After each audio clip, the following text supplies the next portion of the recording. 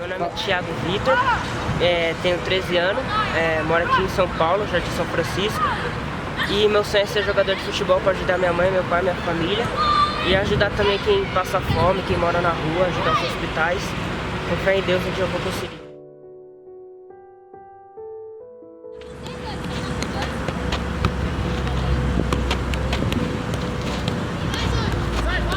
Minha vida com meu pai, graças a Deus, é boa. O único que trabalha lá em casa é só meu pai, porque minha mãe não consegue, ela sente muita dor. Mas graças a Deus nós temos um alimento. Eu estudo aqui no Jardim São Francisco, aqui no Anne Frank, aqui mesmo pertinho. E é isso.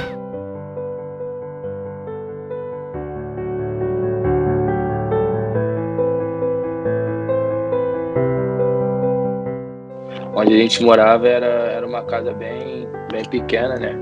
E eu moro com a minha avó, minha tia, meu avô, que ele é cego, e mais a minha mãe, meu pai, meus irmãos, então tinha que saber lidar, né? Porque era bem difícil.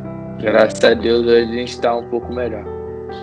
Passei um pouco de dificuldade, né? Quem não passou na vida, né? Um pouco de dificuldade. Eu tenho uma história assim bem legal assim de se contar. Eu tenho 4 cirurgias, né? Eu tenho apêndice, eu operei 2 cirurgias no nariz, uma na garganta. Passei momentos difíceis na minha vida, onde meu pai me abandonou minhas irmãs e minha mãe. Morei 5 meses embaixo de um viaduto, na rua. Mas, graças a Deus, meu pai deu a volta, se arrependeu e começou a ajudar a gente novamente. Então, isso ajudou bastante, assim, a superação, essas coisas. E quando eu entro em campo, quando eu paro para pensar, dá mais vontade de jogar, de correr. Fazer valer a pena. Todo suor da minha família, entendeu? Fui com 12 anos. 12 anos, larguei minha família, fui atrás do meu objetivo. Nunca tinha saído, sofri bastante lá. Fiquei bastante tempo lá sofrendo atrás da minha família, com saudade. Mas tudo por objetivo, por ela. Cara, eu nunca fui passar, graças a Deus, em questão financeira, cara. Então eu posso falar que eu passei. Graças a Deus, minha família sempre me apoiou, sempre teve para me dar, graças a Deus. Não tinha muito, mas o que tinha me dava, né, mano? Graças a Deus. Também não consegui sofrer assim na infância igual outros jogadores e tal. Graças a Deus eu não sofri, não. Sempre tinha dinheiro de passagem. Minha família sempre teve, sim. Todos os direitos fundamentais, a educação, a convivência comunitária, a convivência familiar, a saúde física, mental e social, a criança ser reconhecida como sujeito de direitos, que o fato dela estar no clube, o clube não está fazendo nenhum favor para ela tem que se reconhecer como sujeito de direito, né? Acompanhar a vida social desses meninos, acompanhar a família, e tentar fazer o máximo com que ele tenha êxito naquilo que ele procura, que é se tornar um atleta profissional, e que nenhuma criança passe por nenhuma violência e nenhuma violação de direito, como, por exemplo, a questão do abuso sexual, do racismo, as humilhações, como eu apontei para você agora há pouco, e não é humilhando a criança que você acha que vai conquistar ou que ela vai render mais, muito pelo contrário, né?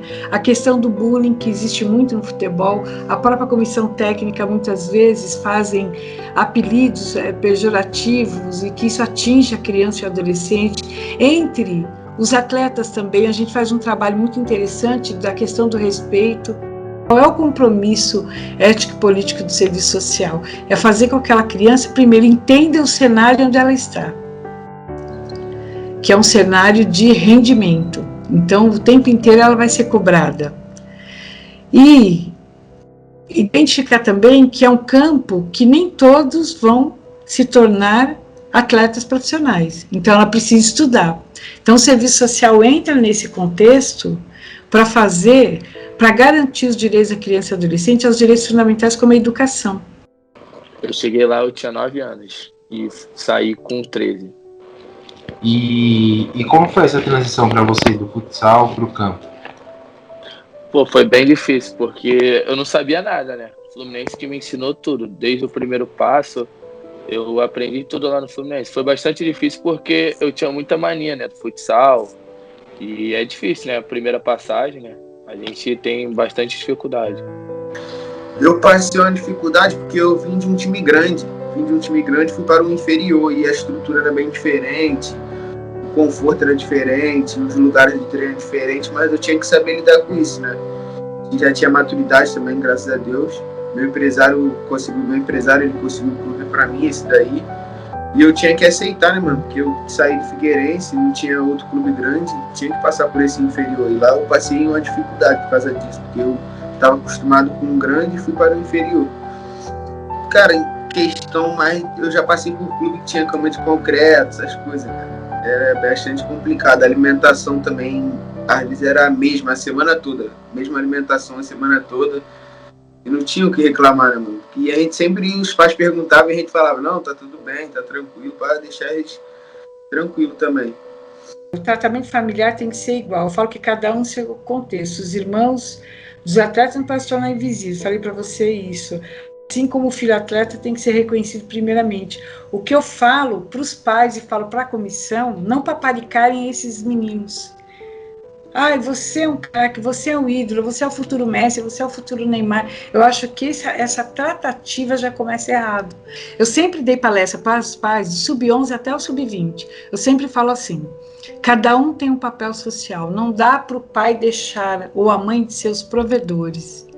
Quando uma adolescente assina um contrato com 14 anos, de 5 mil reais, e o pai acha que o filho já vai ficar rico a partir de aí, e larga o emprego, a mãe larga o emprego, achando que 5 mil reais vai salvar a situação da família e que o ano que vem ele já vai assinar um contrato profissional e já vai ficar rico, eles estão extremamente enganados. Então é necessário o tempo inteiro fazer esse trabalho com a família. Sobre esses impactos, se fala muito, obviamente, a mídia fala bastante sobre questões de empresários, etc.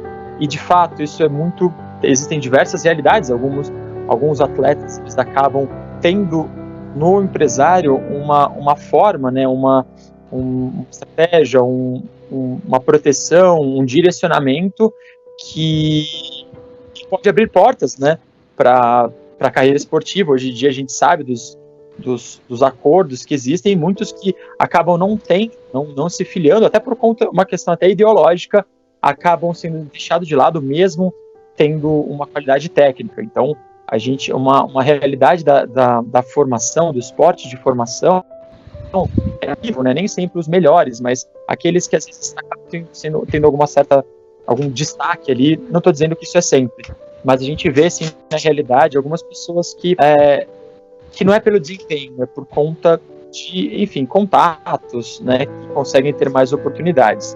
E isso é muito complicado, porque o jovem em formação, né, como lidar com aquilo, então todas as expectativas da família, não é incomum os jovens eles sofrerem uma diferenciação dentro da escola, dentro dos colegas, por ser atleta, não só uma diferenciação de expectativas, alguns preconceitos também com relação ao atleta, mas também outros tipos de preconceito, outros tipos de expectativa, como ascensão social dentro da família, exclusão de outros irmãos ou ciúmes dentro da família por conta de um direcionamento. Olha, ele vai salvar a vida da nossa família e negligenciando os outros filhos. Então, isso são realidades que a gente observa. Isso é uma fala que eu tenho um grande respaldo de colegas da assistência social, que essa realidade é muito comum. Uma certa bagunça do papel, né, paternal ou materno também, né, com relação ao que é o papel das figuras parentais ali na formação daquele jovem, fora o direcionamento profissional. Não significa que todos sejam assim, mas são essas minorias, são essas maiores vulnerabilidades que nós temos que tomar um cuidado, né, porque às vezes a gente perde a chance de ajudar do esporte como um catalisador, como uma fonte de possibilidades, de estrutura de desenvolvimento, não necessariamente que chegue ao esporte, mas por conta dessa estrutura, dessa expectativa, e algumas expectativas irreais mesmo, e acaba se perdendo esse jovem, acaba frustrando, acaba gerando diversos impactos aí psicológicos que ele pode carregar para o resto da vida. A psicologia do esporte, nesse aspecto, somente nesse aspecto social, ela tem um aliado muito forte que é o assistente ou assistente social. Então, esse olhar da rede de cuidados, apoio, questão familiar, estrutura familiar, enfim, a gente tem um trabalho muito bacana, pelo menos os grandes clubes, né, em geral tem um trabalho do assistente social muito forte, com um olhar específico para, principalmente algumas vulnerabilidades, algumas dificuldades. O futebol mudou minha vida de uma tal maneira assim que não tem nem o que explicar. Aonde que minha mãe me ajudou bastante e hoje eu posso retribuir isso para ela, entendeu? Hoje é eu que ajudo meus familiares. Sim, eu consigo ajudar também minha família, né? E é uma das partes que eu mais friso, né? E também, assim que eu tiver umas melhores condições, a primeira coisa que eu quero fazer né? Porque eu sempre convivi com a minha família do Brasil, entendeu? Aqui de Portugal é a primeira vez que eu moro assim com eles, entendeu? Então, a prioridade é trazer minha família do Brasil, o país que eu tiver, porque eu acho que eu já estou muito tempo morando fora, entendeu? Eu já estou muito tempo sozinho. Então, uma das principais coisas que eu quero quando eu já tiver umas melhores condições é estar mais perto da minha mãe, dos meus avós, entendeu? Estar mais perto dos meus irmãos, da minha namorada. Eu acho que é um dos fatos mais importantes que eu penso. E qual que seria o conselho que você daria para uma criança, um adolescente que passou pelas mesmas coisas que você, teve o mesmo sonho que você, passou pelas mesmas dificuldades? Qual seria o conselho que você daria? Eu acho que eu falaria para eles que eles não podem desistir dos sonhos deles, porque mesmo sendo difícil, seja na comunidade ou seja para quem também joga futebol desde cedo, é muito, muito difícil. Mas para quem persiste, para quem tem fé, para quem tem humildade, para quem está desde cedo treinando, se esforçando, mantendo foco só em jogar futebol, consegue chegar, entendeu? Eu ainda não consegui chegar no patamar que eu quero, mas eu já conquistei muita coisa por causa desses aspectos todos que eu falei, entendeu? Porque é muito difícil o caminho do futebol. É muita questão de sorte, oportunidade, mas tem também a questão de trabalho. Tem que trabalhar, tem que buscar, tem que focar somente em jogar futebol, entendeu? Em 26 de abril, na Ponte.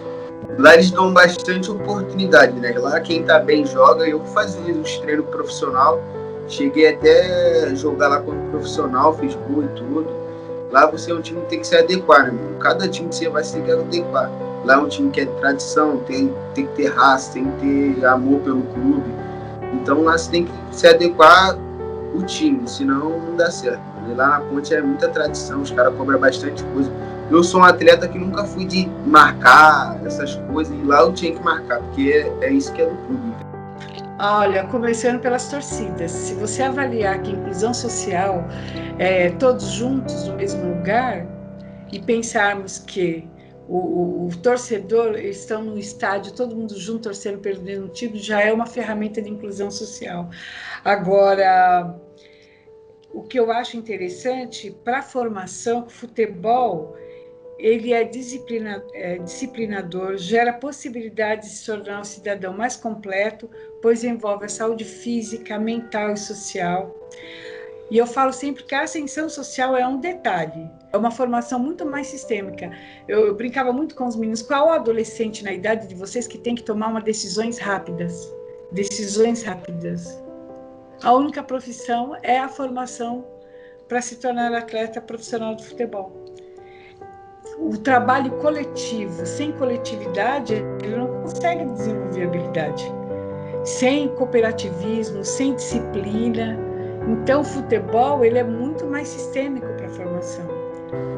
Qual que seria o conselho que você daria para uma criança, um adolescente que passou pelas mesmas coisas que você, teve o mesmo sonho que você, passou pelas mesmas dificuldades? Qual seria o conselho que você daria? Eu acho que eu falaria para eles que eles não podem desistir dos sonhos deles, porque mesmo sendo difícil, seja na comunidade ou seja para quem também joga futebol desde cedo, é muito, muito difícil. Mas para quem persiste, para quem tem fé, para quem tem humildade, para quem está desde cedo treinando, se esforçando, mantendo foco só em jogar futebol, consegue chegar, entendeu? Eu ainda não consegui chegar no patamar que eu quero, mas eu já conquistei muita coisa por causa desses aspectos todos que eu falei, entendeu? Porque é muito difícil o caminho do futebol. É muita questão de sorte, oportunidade, mas tem também a questão de trabalho. Tem que trabalhar, tem que buscar, tem que focar somente em jogar futebol, entendeu? Que Deus não dá dificuldades para quem não possa superar ela, entendeu? Porque, querendo ou não, Ele vai dar oportunidade, vai ter essa oportunidade. Tem que superar. Porque se Deus não desse essa oportunidade assim, aí reclamaria, e quando der, é para aproveitar.